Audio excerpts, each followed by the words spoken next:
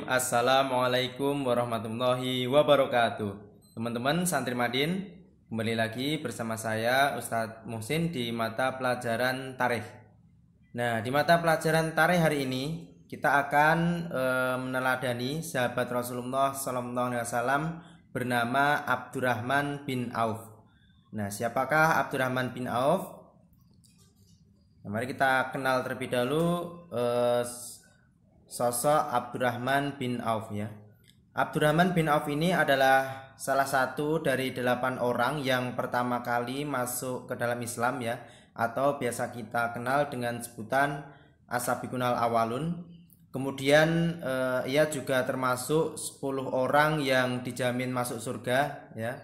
Jadi masih hidup tetapi sudah dijamin masuk surga gitu. Terus yang ketiga adalah dia juga salah satu dari 6 orang ahli syura ya pada hari pemilihan khalifah setelah Umar bin Khattab ya.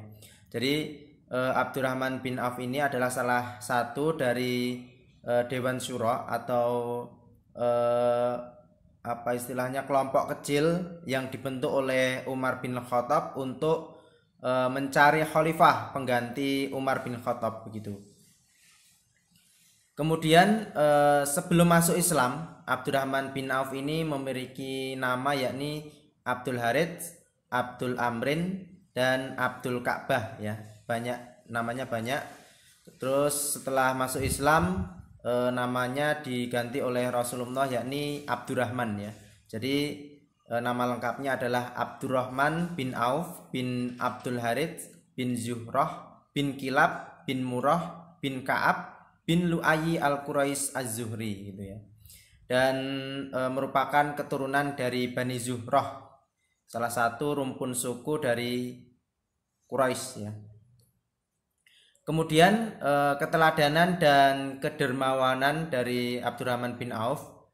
Jadi saat umat Islam hijrah ke Madinah, Abdurrahman bin Auf ini dipersaudarakan oleh Rasulullah dengan kaum Ansor bernama Sa'ad bin Rabi' al-Ansori ya. Nah, Sa'ad bin Rabi' al-Ansori ini adalah salah satu seorang sahabat Ansor yang juga memiliki kekayaan yang melimpah ya, terutama dari kalangan penduduk Madinah begitu. Kemudian Sa'ad ini menawarkan sebagian hartanya kepada Abdurrahman ya. Namun Abdurrahman menolak dan ingin ditunjukkan letak pasar gitu. Jadi saat ini menawarkan hartanya kepada Abdurrahman, tetapi Abdurrahman bin Auf menolak dan cukup diberitahukan letak posisi pasar ya di kota Madinah. Kemudian dalam waktu sekejap Abdurrahman mampu mengumpulkan harta yang banyak dari jual beli di pasar tersebut. Jadi yang tadinya seorang muhajirin yang hartanya ditinggal di Mekah dan tidak punya apa-apa, dalam waktu sekejap menjadi orang yang kaya raya gitu. Jadi hebatnya Abdurrahman. Kemudian Abdurrahman pernah berkata ya, sepertinya dunia mendatangiku sehingga aku merasa bila aku mengangkat sebuah batu maka aku menduga bahwa aku menemukan emas atau perak di bawahnya. Ini saking mudahnya Abdurrahman ini mencari harta gitu ya. Sampai-sampai Abdurrahman bin Auf ini mengibaratkan dirinya kalau seandainya menemukan batu mungkin di bawah batu itu bisa menemukan emas dan perak gitu. Ini menggambarkan betapa Abdurrahman ini mudah mencari uang, mencari harta begitu. Kemudian Abdurrahman bin Auf ini hampir tidak pernah absen dalam jihad membela Islam ya. Tercatat beliau ikut dalam perang Badar, terus perang Uhud dan lain sebagainya gitu. Dan beliau tidak hanya menyumbangkan raganya, tidak hanya nyawanya saja saat berperang, tetapi juga menyumbangkan hartanya ya untuk membiayai perang gitu. Nah, misalnya di saat perang Tabuk ini tercatat Abdurrahman bin Auf ini menyumbangkan 4.000 dirham, 500 kuda perang dan 1.500 unta gitu. Ini sangat luar biasa sekali. Kemudian Abdurrahman bin Auf ini juga menyantuni ratusan veteran perang Badar yang masih hidup waktu itu sebesar 400 dinar emas ya per orang gitu. Ini jiwa kedermawanan Abdurrahman bin Auf ya, karena kaya gitu, selain menyumbangkan hartanya untuk membiayai perang jihad yang dilakukan umat Islam, tapi juga menyantuni veteran ya atau bekas sahabat-sahabat Rasulullah yang mengikuti perang Badar gitu. Kemudian Abdurrahman bin Auf ini pernah menjual tanahnya ya sekitar senilai 40.000 dinar ya, atau sekarang kalau dirupiahkan sekitar 43 miliar ya. Ini luar biasa sekali, dan dibagi-bagikan kepada sanak keluarganya di Bani Zuhrah, terus juga dibagikan juga ke istri-istri Rasulullah, anak yatim dan fakir miskin.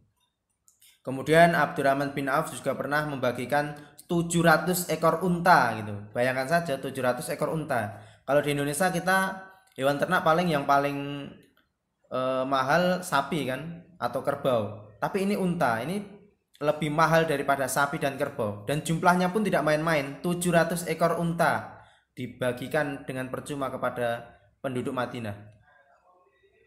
Kemudian kunci sukses Abdurrahman bin Auf. Apa sih kuncinya sahabat Abdurrahman bin Auf ini bisa mencari harta, bisa sukses, bisa mudah mencari uang gitu ya? Salah satunya ini Abdurrahman bin Auf ini memulai usahanya dengan keyakinan penuh kepada Allah Subhanahu wa taala. Terus juga berikhtiar dengan sungguh-sungguh ya, atau berusaha dengan sungguh-sungguh dalam berniaga, dan selalu jujur dalam setiap usahanya, tetap bersyukur dan merasa puas meskipun dengan keuntungan yang sedikit gitu. Jadi kuncinya ya ikhtiar gitu, berusaha dengan sungguh-sungguh, dan juga bertawakal, menyerahkan segalanya kepada Allah. Jadi Allah itu selalu dilibatkan dalam setiap usahanya gitu. Jadi dia berusaha bukan karena kepandaiannya, tetapi karena pemberian dari Allah. Itu salah satu kunci kesuksesan dari Abdurrahman bin Auf. Kemudian Abdurrahman bin Auf ini pernah ditanya oleh sahabat, apa sebabnya engkau berhasil dalam perniagaan? Sahabat kan heran kan, bagaimana mungkin Abdurrahman bin Auf bisa sangat mudah mendapatkan harta yang begitu banyak ya. Makanya ditanyakan kepada Abdurrahman bin Auf, apa yang menyebabkan engkau berhasil dalam perniagaan? Nah, jawab Abdurrahman bin Auf, karena saya tidak pernah menjual barang yang cacat dan tidak pernah menginginkan keuntungan yang banyak, dan Allah akan memberkahi orang yang dikehendaki. Tuh gitu. Jadi salah satu kunci suksesnya ya barang dagangannya ini dalam kondisi yang baik, tidak cacat gitu. Jadi pembeli itu senang gitu kan. Dan juga tidak terlalu berharap keuntungan banyak. Terus juga percaya bahwa Allah itu akan memberkahi setiap orang yang dikehendakinya gitu, terutama yang bertakwa kepada Allah gitu.